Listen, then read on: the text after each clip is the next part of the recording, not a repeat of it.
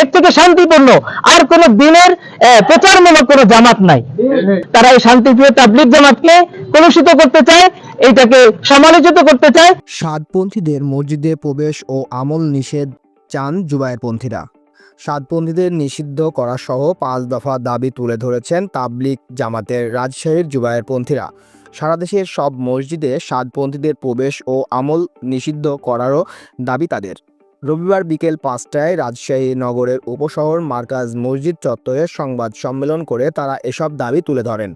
তাদের দাবিগুলো হলো টঙ্গীর ইজতেমা ময়দানে জুবায়েরপন্থীদের ওপর হামলাকারী সাতপন্থীদের অবিলম্বে গ্রেপ্তার ও দৃষ্টান্তমূলক শাস্তি নিশ্চিত করা, রাজশাহী মহানগর ও জেলার সকল মসজিদে তাদের কার্যক্রম নিষিদ্ধ করা, রাজশাহীর সাতপন্থীদের গ্রেপ্তার।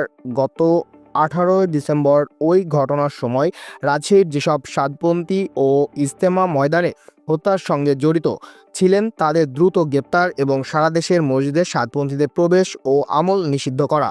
সংবাদ সম্মেলনে লিখিত বক্তব্য পাঠ করেন আব্দুল্লাহ তালহা। তিনি বলেন, সাতপন্থীদের বর্বরতা দেশ ও বিদেশে ইসলাম এবং শান্তিপ্রিয় মুসলমানদের ব্যাপারে ভুল মেসেজ পৌঁছে দিচ্ছে। এদিন উপশহর মার্কাজ মসজিদে জুবায়েরপন্থীদের যাওয়া নিয়ে আগে থেকেই উত্তেজনা ছিল।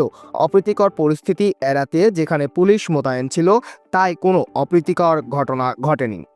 শান্তিপ্রিয় কার্যক্রম মানুষের ভালো হওয়ার, মানুষের খারাপি থেকে, অন্যায় অনাচার থেকে, বিভিন্ন ধরনের সন্ত্রাসী কার্যক্রম থেকে ফিরে আসার একটা মাধ্যম ব্যবস্থা করতে হচ্ছে তাবলীগ জামাত।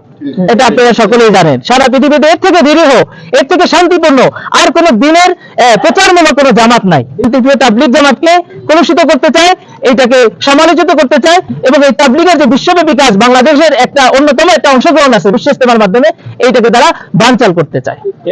সুতরাং আমাদের দাবি সারা দেশে তাদের কার্যক্রমকে সরকারিভাবে নিষিদ্ধ করা হোক। বিশেষভাবে আমরা আমাদের রাজশাহীর মার্কাজ, যেভাবে কাকরাইল মার্কাজে তাদের আগমনকে, প্রবেশকে এবং সুতরাং আমাদের দাবি যে রাজশাহী মার্কাজ মসজিদে বিশেষভাবে সাতপন্থীদের সব ধরনের প্রবেশ এবং সব ধরনের কার্যক্রম বন্ধ করা হোক।